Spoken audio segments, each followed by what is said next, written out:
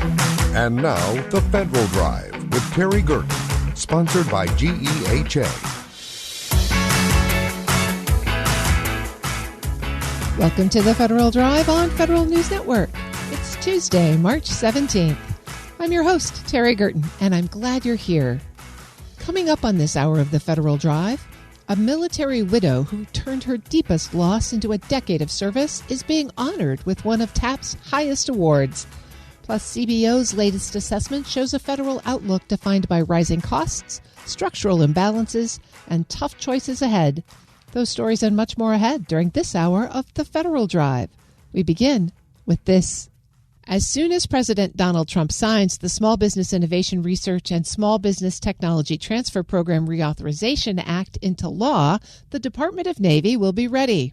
While the House still needs to do its job and pass the SBIR bill, the Navy has been using the last 6 months to update its program.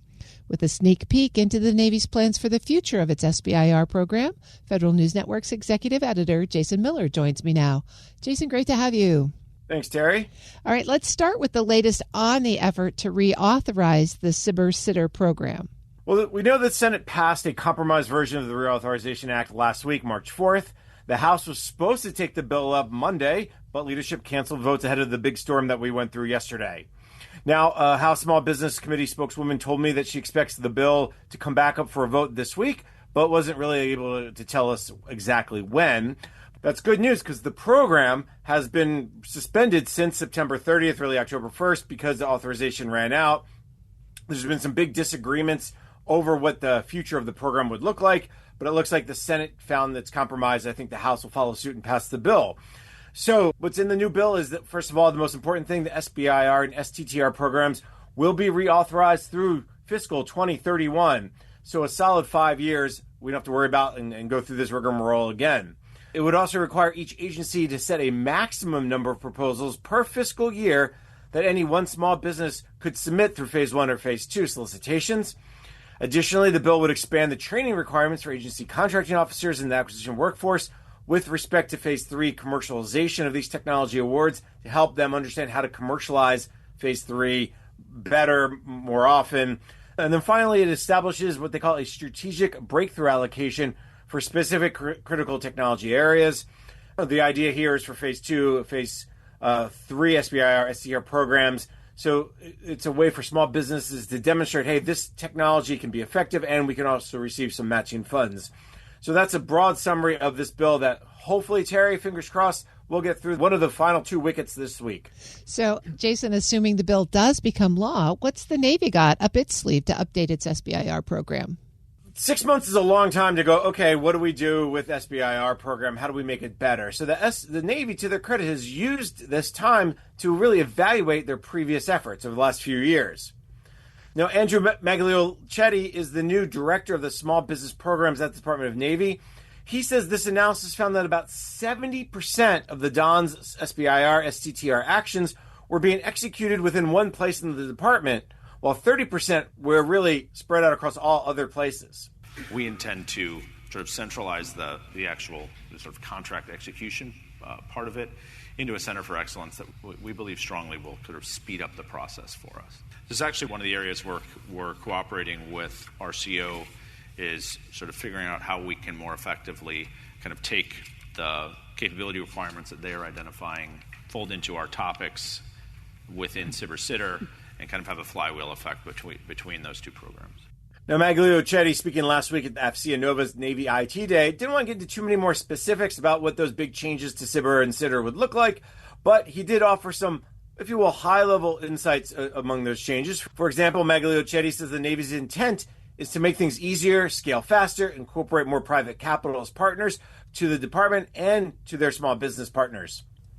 We are sort of laser focused on acceleration of developing capabilities and adoption. So for us to be able to kind of more quickly move through the phases of the program to award larger amounts of capital and getting those capabilities to the field and to the fleet quicker, we're all in support of that. In the coming weeks, hopefully, Terry, we're very close to when the SBIR, STTR Reauthorization Act becomes law. Magliochetti says Navy will have more details to share about what these changes will look like. And I think he expects the program people to be part of it, to be very excited. Well, Jason, you talked about up front the pause in the program since last September, October. So they haven't been able to make new awards under the SBIR program. What has the Navy been doing to help push small firms in the innovation space? Phase 1 and Phase 2 awards were on hold. Phase 3 awards could move forward. Anything that was kind of left over from last year, previous years, that could also move forward. But at the same time, the Navy says, okay, well, we have this program called Launch. This is specifically looked at Phase 2 awardees to help them explore, define, implement a commercialization strategy. One of the big focus areas for the new reauthorization bill for SBIR, STTR. So Launch provides 3 sets of different trainings. One's around commercialization techniques like customer discovery, private investor funding models. There's another one around accelerating commercialization by working with advisors to develop strategies to bring their technologies to market. And a third is what they call exploration. These are really tactical topics for like sales strategy and fundraising preparation. And in fact, Terry, the Navy's holding a series of information sessions, including one today at 1:30 p.m. Eastern, to help SBIR recipients understand how to apply, for instance, today is the lean startup principles, customer discovery techniques to validate their market needs, gather real-world feedback, and build their solutions that, as they say, resonate with commercial customers. Now, they'll have other sessions, too, in case if you missed today's. March 24th, there's one on how to get dual-use company funded. March 31st, there's one focused on intellectual property. And then later this year, Navy also will hold a private capital equity event, where with the next one coming up in D.C. in April. And Terry, we will link to all of those events, make it easy for people to find on federalnewsnetwork.com. Now, I want to just give people a sense of how much money the Navy spends on SBIR, STTR. This is back from fiscal 2024. That's the latest data the Navy has. And this is just for Phase 3 obligations. They did over $1.5 billion just for Phase 3 obligations to over 150 programs and PEOs across the Navy. So a ton of money goes through this program. Phase 2, Phase 1 awards also has several tens of millions, if not hundreds of millions of dollars. Well, those upcoming training programs sound pretty interesting. Are there other things that the Navy's working on? Of course, never ends. Small business is always a big talking area for a lot of the agencies across the board. Navy's no different. So one big change that the Navy is really kind of getting teed up is this change to this idea of portfolio acquisition executive, a new PAE structure. This is going to replace broadly the PEO, or Program Executive Office structure, that the Navy's been using for many, many years. Maglio Chetti, again, the Director of Small Business Programs at the Navy, says part of the PAE restructuring, his office is also going to restructure to match the Navy's new PAE approach. We will be following along with each PAE, but we are also recasting how the reporting structure works. So rather than sort of policy recommendations and in turn sort of reporting to happen within each buying activity, those folks will be reporting directly to our office while co-located with each PAE, and we think we'll have, number one, a massive gain in efficiency, but also sort of more efficient execution against what the priorities are that we have as a department. Now, Maglio Chetti also says they'll have a small business officer, a senior person, and as well as supporting small business professionals within each PAE. But he says these employees will be co-located with the PAE folks, but will continue to and work with them day to day. But at the same time, these small business experts will continue to report directly to his office, the small business office. So what sounds to me like they're doing, Terry, without seeing the exact memo and the exact setup, is that they'll really put these small business officers within the PAEs, but still have very important kind of tag back, direct line reporting back to ensure that they hit their goals, meet their small business goals, their women-owned business goals, hub zone, and the like socioeconomic goals across the board. Well, there will be a lot of folks who are excited about the SBIR program watching this one for execution. Absolutely, Terry. And, this has been something that's given a lot of heartburn to a lot of people across the small business community. So close to the finish line. And as soon as I get it across, I think the Navy will be one of the ones out there ready to go.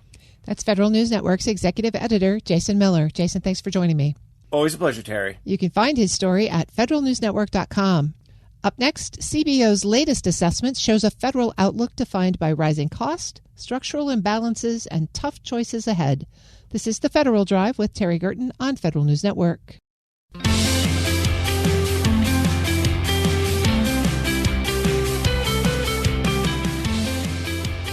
Welcome back to the Federal Drive with Terry Gerton on Federal News Network. According to the Peterson Foundation, this year's CBO outlook lays out a budget weighed down by structural forces, from healthcare costs to an aging population, that outpace the revenue coming in. It's a forecast shaped by competing political pressures and economic realities that don't move in the same direction. We'll explore whether there's any realistic path to addressing those imbalances with Brett Loper, Executive Vice President of Policy at the Peter G. Peterson Foundation. Brett, it's great to have you on the show. Thanks for joining me. Glad to be here. Thanks for having me. Let's talk about CBO's latest Budget and Economic Outlook report. They released it in early February for the years 2026 to 2036. And the Peterson Foundation called this CBO outlook an urgent warning about America's fiscal path. What stands out to you the most in this year's projections? Wow, that's a competitive contest. So I'm going to highlight more than just one thing. I'll say first, not in a time of war, not in a time of recession, just in normal peacetime, we have deficits as far as the eye can see. So on an annual basis, rolling in 6%, 6.3%, ticking up to closer to 7%, but sustained deficits, which of course means just accumulating debt over the course of the 10-year period. We'll cross, important debt thresholds, like in 2026, we're expected for the total amount of debt to be greater than the entire size of the annual economy of the United States. We're anticipated to break a record for the most debt ever publicly held by the U.S. We'll reach a point in 2032 when the Social Security Trust Fund goes insolvent, and beneficiaries will have a projected reduction in their benefits of 23%, every single beneficiary. So those are just a few of the highlights of the challenges that we face over the next 10 years that were highlighted by the recent report. You mentioned the deficit and the debt, and the foundation points out that borrowing, and I'm using your quote, trillion after trillion, eventually shows up in higher interest costs and higher prices. Can you help us link this federal outlook to the affordability challenges that families are already feeling? Yeah, I think it's a great question. The connect the dots on this goes like the following. So the U.S. borrows by selling treasuries. Some of those come in the form of like a 6-month T-bill. Some of them come in a much longer form, a 30-year bond. But the benchmark, if you will, for financial markets is the 10-year treasury. And the 10-year treasury is effectively the financial asset off which much of the borrowing throughout the U.S. economy is determined. So mortgage rates, you can look back at mortgage rates over the history of time, and you can see very close correlation between the 10-year treasury and mortgage rates. You can look at it through, auto loans. You can look at it in the context of small business lending. So much of it is built off of that 10-year treasury. And if you look at the debt and you study closely historically over time, there have been points in our history where debt is rising and confidence that the U.S. will be able to pay it off without perhaps some inflationary effects or without some steps that would be necessary to perhaps monetize the debt to some degree. I won't go down that rabbit hole, but those types of things come into the confidence of purchasers of the 10-year treasury. And so what we worry about is that lack of discipline around the debt, without focusing on trying to get annual deficits under control, and the debt growing trillion after trillion after trillion and accelerating in its growth means you're going to have increasing pressure on treasury rates. You're going to have subsequent increasing pressure on interest rates. It's going to be bad for households. It's going to be bad for small businesses. And it's only going to contribute to this affordability challenge that many Americans are already talking about. As we get into some of that, the details of the CBO report, it points to a number of structural forces, and these forces pull the economy in all kinds of different directions. Some go up, some go down. Walk us through some of those structural impacts like demographics, interest and revenue that you just talked about, healthcare costs. How are those having an impact on CBO's projections? Yeah, it's a great question. I mean, look, we're blessed as a society and as a people to be living longer and healthier lives. But you can look at the changes since the creation of the Social Security program roughly 100 years ago, or the creation of the Medicare program roughly 60 years ago, and you can see the changes in longevity of life, and you can see the increasing number of retirees who are benefiting from two great programs, the Medicare program and the Social Security program. But the pressure on those programs to be funded is really resting with the current workforce. And so you've got a diminishing worker to retiree ratio. You've got people living well into their 80s and 90s. And then on the healthcare side, you've got, a phenomenon with not only the increased, longevity of life, but you've got higher costs of healthcare across the board from birth until death. And you have really rapid increasing costs in healthcare in the very final years of life. And so, that's putting pressure on these programs, which again are things that as a society we want to have. We've adopted a philosophy that we're going to take care of our elderly and our seniors. But that's going to necessitate some accommodation, some tweaks to these programs to keep them healthy well into the future for successive generations. I'm speaking with Brett Loper. He's the Executive Vice President of Policy at the Peter G. Peterson Foundation. Brett, I want to tackle a couple of more structural issues here. One is that this is the first projection that actually ratchets in the economic impacts of the One Big Beautiful Bill Act from last summer. The tax impacts, the economic stimulus impacts. How does that play into CBO's projections? Yeah, it's a great question. So CBO typically doesn't update every September if I'm getting into the August, September, if I'm getting into the weeds. But because the One Big Beautiful Bill took right up until the end of July, they're busy doing the analysis around that. So the more recent report from just a few days ago was the first real update we've seen on, what did that mean for revenues, what did it mean for deficits, what did it mean for interest costs. And what the CBO projects now is that over the next 10 years, we'll have deficits $4.1 trillion worse than if the One Big Beautiful Bill had not been enacted. Much of that was a function of changes in revenue, extending various policies, creating some new policies. Some of it was spending. And, at the same time, there were some offsets, if you will, some reductions in spending in certain places, most notably the Medicaid program. But the net of all of those is a $4.1 trillion hole in the budget over the course of that. Over the course of the next 10 years. One of the things that the report suggests might offset that increase in the deficit is AI. That this report assumes a positive effect of AI-generated productivity growth. But I wonder, we've been hearing a lot over the last few weeks about the potential impacts, negative impacts of AI on the labor market, especially the white-collar workforce.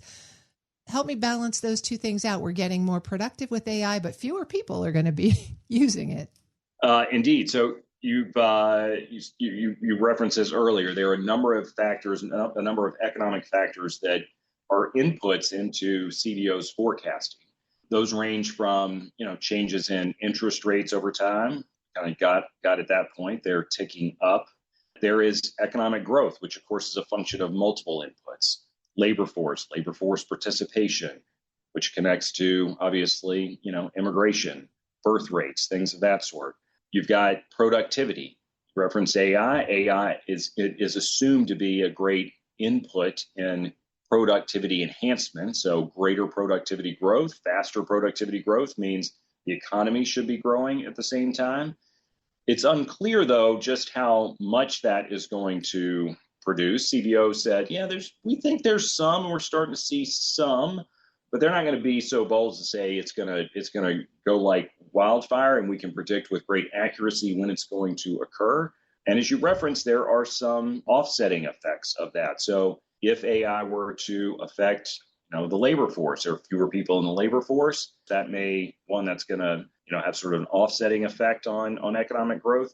Two, it may also result in increased take-up of certain government programs, whether that's reskilling the workforce, those types of programs, educational types of programs, or benefit programs, whether it's for housing or food or income support or healthcare, Medicaid, for example. So you have a number of puts and takes there. I think the CBO analysis suggests we're kind of on the early side of this. And so they don't have a great deal of confidence that it's going to lead to the dramatic increase in productivity that some are claiming. They're taking a more sort of modest wait and see approach to just how quickly that's going to trickle its way through the economy. Well, at the end of the day, all these puts and takes wind up with trillions of dollars in debt and interest costs alone projected to be higher than defense spending for the entire budget. So however you do the math, we don't wind up in a place that's necessarily where we want to be. But what does that mean for governing when so much of the federal budget is effectively locked in before Congress even starts to weigh the different policy options that it wants to put on the table?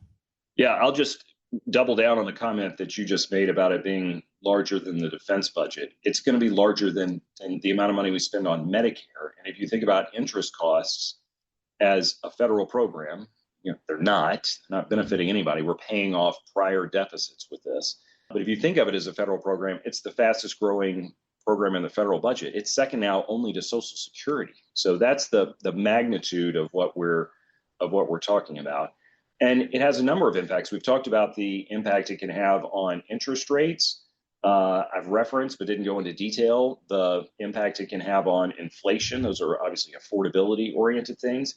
It can also have, effects on other government programs. What do I mean by that? So if you've got, programs like Social Security and Medicare that are largely on autopilot, and then you take interest, which is, their rates, they're set. There's a bunch of it that's rolling over, debt that's rolling over that we're going to have to fund.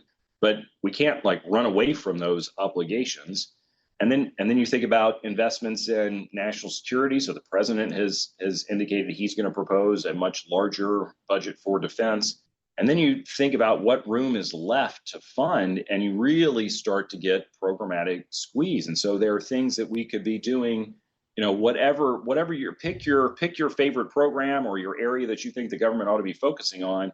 And all of a sudden you've moved from, we're funding outstanding treasury obligations, we're funding retirement, funding a national security. Do we have room for anything else? I mean, that's kind of the dilemma that begins. I'm exaggerating a little bit for effect, but that crowd out of other initiatives does happen and is an important consideration that should be kept in mind as we think about how we address this, this substantial, again, federal program, if you will, of the national debt. Well, let me circle back then to where we started. The Peterson Foundation's urgent warning about America's fiscal path. Here we are in 2026. We've just finally got 11 appropriation bills passed. The conversation around the last one is ongoing. 27 bills will soon be on the table. And 2026 is going to be a pretty noisy political year.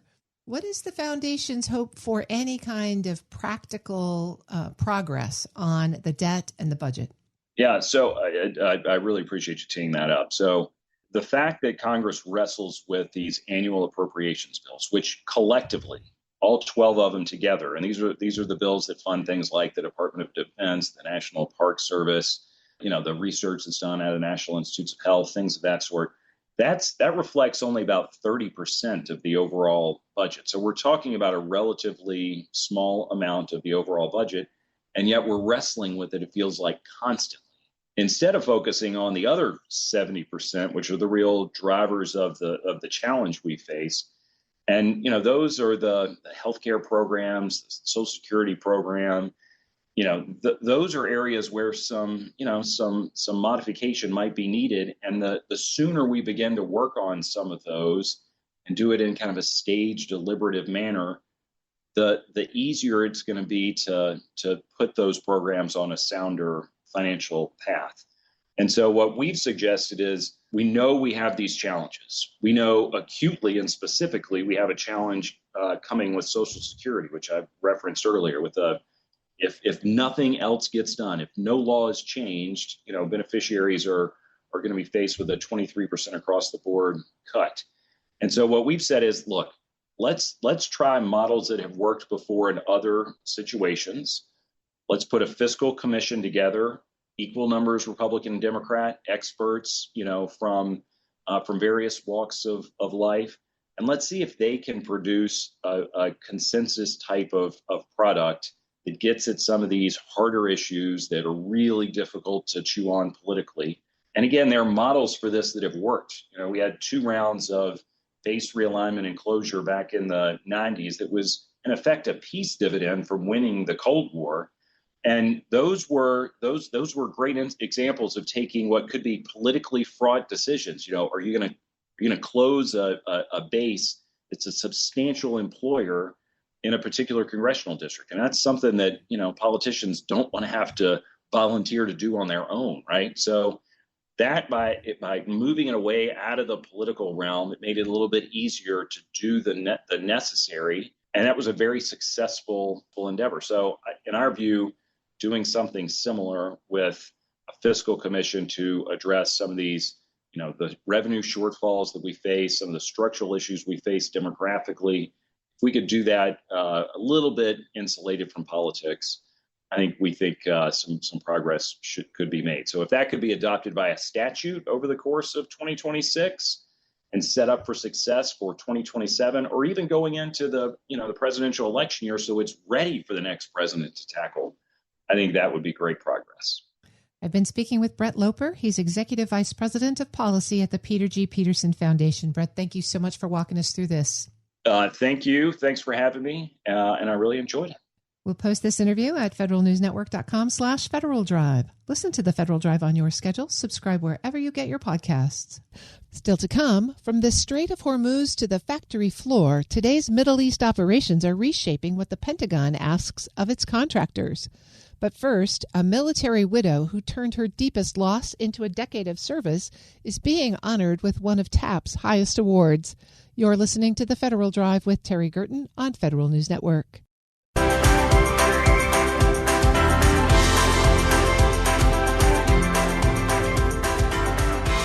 Welcome back to the Federal Drive with Terry Gerton on Federal News Network.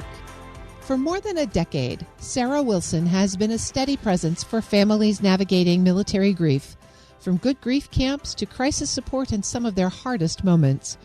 Her peer-to-peer networks, advocacy work, and calm guidance have strengthened the Tragedy Assistance Program for Survivors, or TAPS, community at home and abroad. She joins me ahead of receiving the Senator Ted Stevens Leadership Award tonight at this year's TAPS Honor Guard Gala. Sarah, it is so great to have you on the show. Thanks for joining me. That was a pleasure. Thank you for having me here, Terry. You are receiving a really important award this evening, the 2026 Ted Stevens Award for Leadership from the Tragedy Assistance Program for Survivors. That award is really born out of deep personal loss for you. Can you tell us a little bit about your own experience and how you came to TAPS, what it's meant to you? Thank you, Terry. Yes. So I'm Sarah Wilson. I live in Washington, D.C. here, and I'm a military widow, been a member of the Tragedy Assistance Program for Survivors since 2014, when my late husband died suddenly and unexpectedly. And my children were ages 2 and 6 at the time. And I really felt very much alone in that I didn't have other peers who were going through that same experience. It's pretty unusual to lose your husband that young. And so to me, over the past 12 years, being part of TAPS, being part of this community of hope and healing, where we can share with each other our lessons learned, we can help each other integrate our loss into our lives, and be ready to move forward with helping others to go through that same experience. The TAP leaders say you embody the peer support model that's at the heart of the organization. What does that look like when you're trying to create space for, as you just said, kind of honest grief and connection in your day-to-day work with surviving families?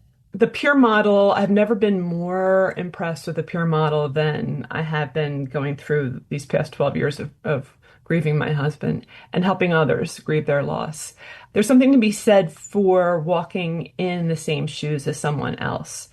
And one of the things we say at TAPS is that grief rewrites your address book. So I have wonderful friends, wonderful family, very supportive, but nothing could match the experience I would have when I talked to a fellow widow who also had young children when their spouse died.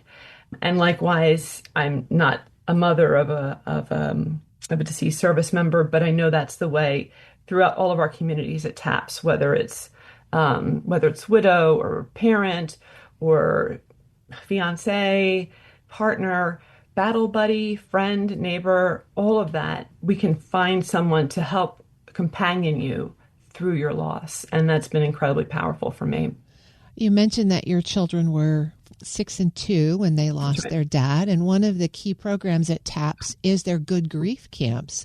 Yeah. Tell us about the impact that had on your children. It was huge. So my husband died in February of 2014, and 3 months later, I found myself at the TAPS National Seminar, Military Survivor Seminar. We have it every Memorial Day. I'm from New Jersey, so Memorial Day used to be going down the shore. And since 2014, it's been going to Arlington and being with 1,000 of my fellow survivors. And for my children, it was huge. So my baby was too young to go to grief camp, but when he was able to, and he started, my 6-year-old hadn't really spoken my husband's name, we were all just very much in shock. And after a Good Grief camp, where she was able to have other kindergartners be with her and talk to her about how they were feeling, and she could share how she was feeling, and all of it in a very safe environment, paired one-on-one with military mentors. After that grief camp, she started talking about her feelings more. She would say, "Daddy." She would talk about my husband. And over the years, she's actually going into her last year Good Grief camp this year. She graduates. We have a huge graduation ceremony. And over those years, she has then turned her own experience of sharing her feelings to encouraging other children who come in as she's going through the different groups, the age groups. She's been able to share her own experience and help encourage them to share their feelings. And it's been huge. She's also been part of some international groups where we have, from Ukraine. Bonnie's been active with TAPS in Ukraine. And so it's not just with American children, but it's learning from others as well in other cultures on how we can express our feelings, how we can integrate our loss into our lives. And for children, it's just critical. I'm speaking with Sarah Wilson. She's a military widow, and she's the 2026 recipient of the Senator Ted Stevens Leadership Award from the Tragedy Assistance Program for Survivors. Sarah, one of the features in the award nomination that I read was a remark about your advocacy on Capitol Hill and how that has shaped policy conversations and really some pretty significant legislative activity. What drives you to bring survivor voices into those rooms, and what do you hope lawmakers hear when you speak on behalf of these families? So I credit TAPS with forming a very robust advocacy program that features us coming onto Capitol Hill from all 50 states, District of Columbia, from all over the country, to share with lawmakers about what our loved ones' sacrifices has meant. We're in a post-draft world, and so 2 million people are serving in the military right now, active duty and reserve, out of 342 million people in this country. Our loved ones have earned benefits that they may not be familiar with, that they may be jeopardizing by not supporting certain legislation, or that they may not be even aware of. And so it's important for us to share our voices so that not only for ourselves, but also for everyone coming behind us, that they don't have to fight on top of everything else, on top of the grieving and everything else. You stepped into some pretty difficult situations, including supporting families after the tragic shooting of 2 National Guardsmen in Washington, D.C. How do you approach those moments when families really are facing their darkest hours? I think the most important thing that I've learned from TAPS is just to be willing to sit with people in that moment. So I express who I am, what I've been through. If they want to ask me questions about my experience, that I'm there to share with that, but just to be with them. And especially in those initial moments of shock, to be able to be there to give them the basic elements that we need in life, comfort, in some cases food, or, making things easier for them. But just to be willing to sit there with no judgment and just to hear them and be with them. Sometimes that means more than saying words. Well, we've got new families who are mourning the loss of service members who've been killed in our recent operations in the Middle East. What do you want them to know about TAPS and the resources that are available to them now? Yeah, thank you for that question. I mourn for all of those families, and all of us in the TAPS community do. I want to make sure those families know TAPS is here for them 24/7, whether it's going to be tomorrow, whether you're not ready for a year, whether you're not ready for 10 years. We will always be here. We are a family, and I would encourage them to reach out to us at taps.org, taps.org. We have an 800 number, 1-800-959-TAPS. 24/7, someone, not an AI, not an answering machine, someone picks up that phone and listens to whatever it is that's on your mind. I would really encourage, especially if the families have just, children, and every member in the family is welcome at TAPS. If you're grieving the loss of a military loved one, TAPS is there for you. And as you prepare to receive this award tonight, and you think back on your journey from grieving widow to national advocate, how does that resonate with you? What's next for you? I don't know what's next for me, but I love that I have an inflection point here to think about just how much I've gone through, but also how much I've processed, how much I've integrated, how much I've learned. And, I've got 2 thriving children, which I never would have thought I would had when my husband died out of the blue. That to me means as much, if not more than the award. I'm grateful for the award. I think it could have been given to a million other of us at TAPS. We're a group of doers. So I'm very honored to be receiving the award tonight. But I have to say, I feel very grateful for the experience I've had with my fellow TAPS members who've encouraged me and who've given me so much. I've been speaking with Sarah Wilson. She's a military widow, and she's the 2026 recipient of the Senator Ted Stevens Leadership Award from the Tragedy Assistance Program for Survivors. Sarah, thanks so much for joining me today, for sharing your story with us, and congratulations. Thank you so much, Terry. It's been my pleasure. We'll post this interview at federalnewsnetwork.com/Federal Drive. Subscribe to the Federal Drive wherever you get your podcasts. Coming up next, from the Strait of Hormuz to the factory floor, today's Middle East operations are reshaping what the Pentagon asks of its contractors. This is the Federal Drive with Terry Gerton on Federal News Network.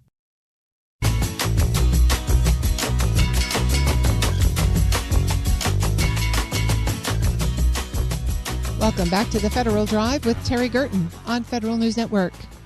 Ongoing U.S. military operations in the Middle East are stretching supply chains, increasing demand for munitions and intelligence, and raising new questions about how long industry can sustain the pace without supplemental funding.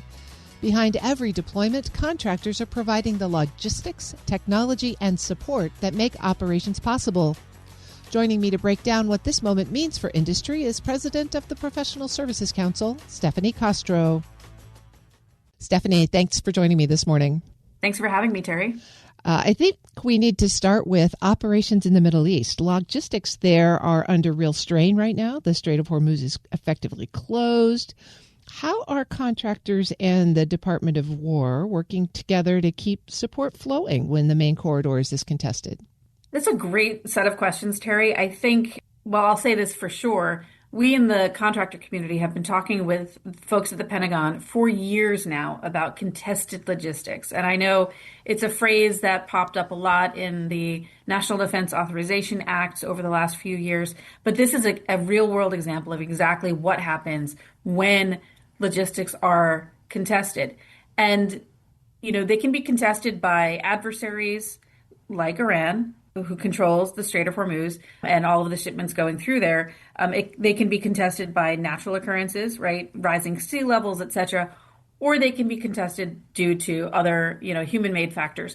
Currently, in the Central Command area of responsibility, there's a lot going on. And so contractors are looking at everything that's going on, the way they can flow goods and services, the way they can get in and out of theater, etc.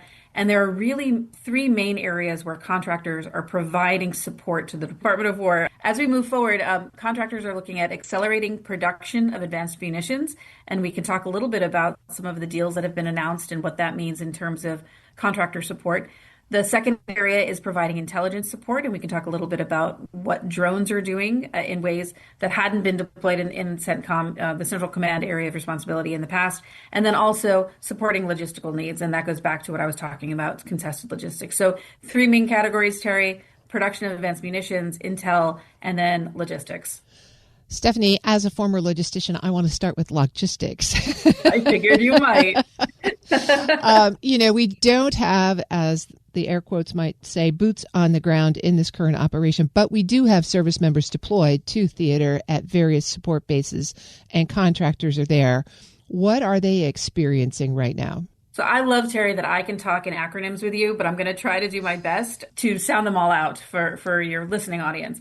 If you talk to folks in the Pentagon about flowing forces, and you mentioned boots on the ground, but you also, other things. We've got folks at sea, we've got folks in the air, everywhere, and contractors are there alongside them. If you look at the TIP-FID, which is the time phased force deployment data, which I'm just going to call it TIP-FID, but that's what it stands for. It really talks about what is being moved, who's providing it, where it goes, and when. Those are the main logistics pieces, right? And if you look at the TIP-FID that the Pentagon puts together, it focuses on military forces. But about half of it, if not more, is actually contractors in theater. And so when we talk about the TIP-FID, I want to remind your listening audience that they're talking about service members. We are looking at the other half, the silent half of that flow of forces, and that is contractors. We have folks in theater who are performing repair and sustainment operations for our military. We have folks who are there providing intelligence support, as I mentioned. We are flowing goods and services constantly. And so as we are, as contractors, getting into theater, the question is also how to get them out when it's time to get them out. And so all of that is happening within our community, Terry, and it is a very active conversation. Let's switch over to munitions, because you and I talked a couple of weeks ago about the department's plan to spend all of its one big beautiful bill money in FY26, and a lot of that on production of munitions. Certainly, we've seen a massive deployment of those resources and a drawdown in stocks. Where are we on the production? It's a great question again, Terry. And this also is a little bit about logistics, right? About the timing of supply chains, et cetera. When you think about the One Big Beautiful Bill Act and the massive amount of money that was pushed through in that bill last summer, in July of 2025, that money was apportioned to the Department of Defense with a spend plan just a few weeks ago. And so this is a lot of money coming through the system. And Pentagon officials are very actively negotiating with companies like Lockheed Martin, RTX, Boeing, Northrop Grumman, et cetera, about munitions production. And those companies, in turn, are having deep and detailed conversations with their supply chains. And so when you're looking at munitions productions, we're looking at exquisite class weaponry like Tomahawk cruise missiles and THAAD interceptors. A lot of those are getting depleted. And I believe a lot of other combatant commanders are sending supplies to the Central Command area of responsibility. And so when you're thinking about the global supply of or inventory of these exquisite class weapons, you really have to think about, it's not just about the Middle East, it is about the entire global inventory and where we need to put our resources. And so we've heard deals announced, Lockheed Martin and RTX had deals announced. There are others out there as well, where they are going to ramp up production. And part of the One Big Beautiful Bill Act was to ramp up production. You and I talked a few weeks ago about this, about, say, for example, Tomahawk cruise missiles, so both naval-based as well as land-based. And those production numbers are going to be quadrupled going forward. Part of that means is that you've got to activate your supply chain. You have to get some of these long lead items into your production model. And you need to retool equipment, you need to expand facilities, et cetera. And so that's going to be critical as well. I'm speaking with Stephanie Castro. She's president of the Professional Services Council. Stephanie, let's turn to your third topic, which is intel support, both in theater and at home station. So that is another piece where, we're talking about defense technology using AI, data analytics, specifically using AI platforms. There's some movement in that space. So that's one side of it. And then on the deployed side of it, we are using drones, as I mentioned, in new ways. We've learned some lessons from the operations in and around Ukraine and Russia. And so looking at surveillance, intel gathering systems, different kinds of drones, whether they're deployed from ships or from bases. And I would like just to mention, Terry, it's not just what's happening in Iran, it's what's happening throughout the region. And there are major logistics hubs in places like Kuwait, which we've used now as U.S. military forces for decades. And so those are targets. And so not only are we surveilling what's going on in and around Iran, but we have to surveil what's going in and around our logistics hubs to make sure that we have the defensive weaponry that is capable of protecting those hubs and making sure they are operational going forward. Stephanie, I want to turn to a resource in question here. There's talk of a $50 billion supplemental request from DoD, but that may be months away based on what we hear on the Hill. How are contractors funding this increased op tempo themselves?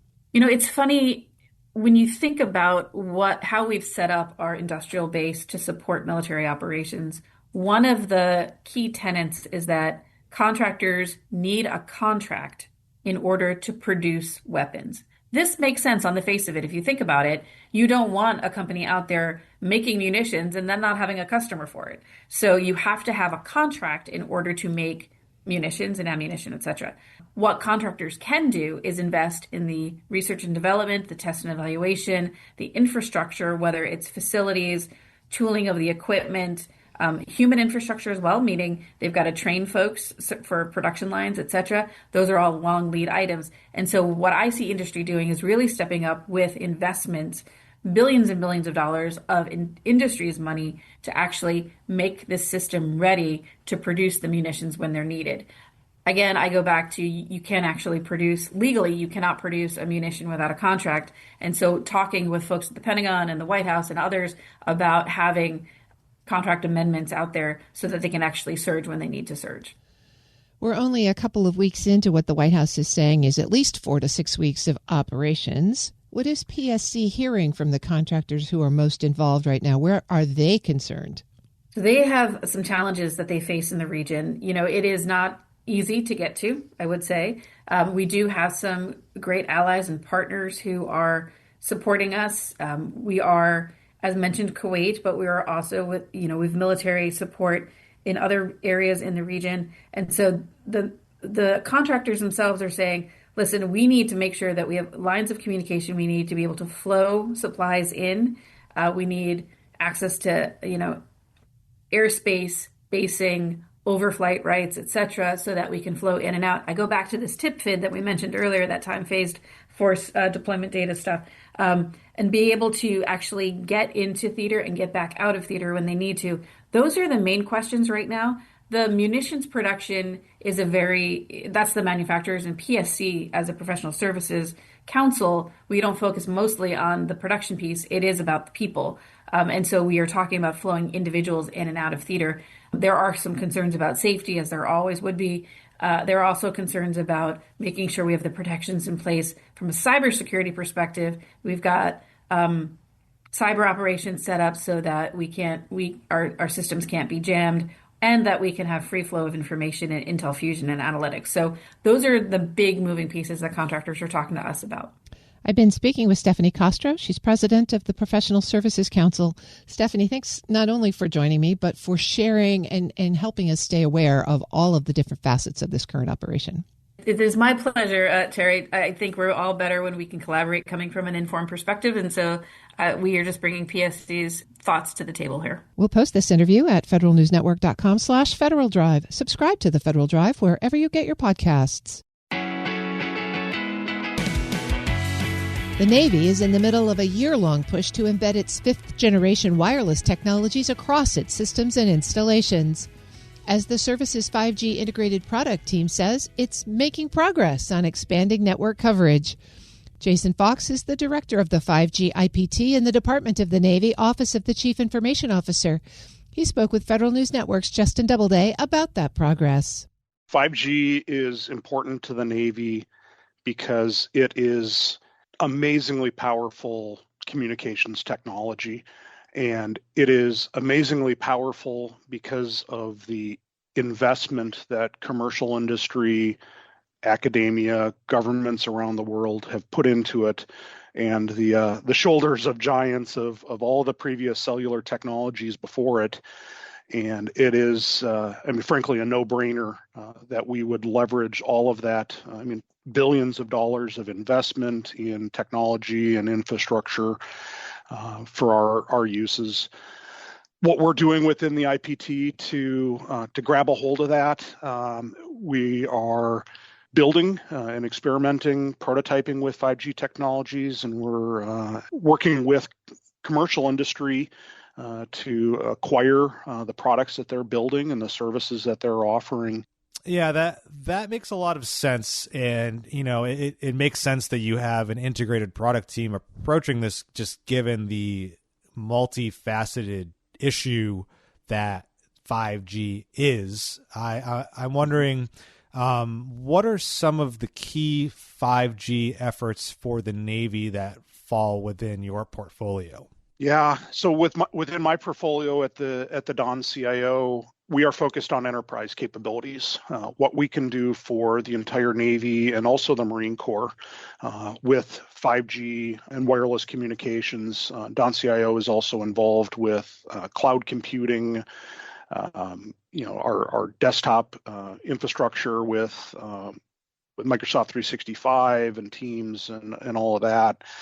So from our level, some of the pieces that we're looking at are I break the problem into two pieces. One is first backhaul, connecting endpoints to a network for moving data. When we think about that backhaul, we're thinking about adding 5G to all of our platforms, everything from small unmanned aerial platforms all the way up through aircraft carriers, frankly. What can we buy that has 5G in it already? What do we have that we could add it to? What systems are being designed that we need to include 5G technologies into? And this really hits on the building 5G into these platforms really lets us unlock that investment that commercial industry is making in commercial networks all over the world, terrestrial networks, the efforts going on in 5G non-terrestrial networks, space-based cellular, direct-to-device, depending on who you talk to, you get different names for it. What's going on with private networks, private 5G networks that we may deploy, or hybrid networks that we may deploy with a commercial partner. Yeah, just really lets us unlock all of that infrastructure and make use of it. We have to get the 5G technologies into our systems to be able to leverage all of that. The second big category that I think about all of this in is coverage, providing a network for our endpoints to connect to. Legislation is called on all of the military services to deploy 5G across our installations. We're making progress on that. Right now, every base inside the continental U.S., Navy or Marine Corps has some amount of 5G coverage, but many of them need more. So we're focused on that, getting those networks expanded.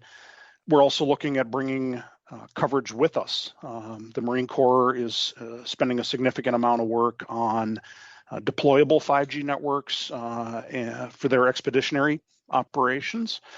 And we have several projects underway for adding 5G networks for coverage to unmanned aerial platforms, so we can send a network to a location and have a network travel with a mobile unit, ship or land-based unit. Yeah, a lot of things to unpack there. That's a great overview. I'll start with that first bucket you mentioned, and just connecting endpoints to a network, going all the way from small UAS to aircraft carriers. How much of what you're doing is adding to existing platforms versus writing requirements for new platforms? How wicked is that problem, and how are you getting after that?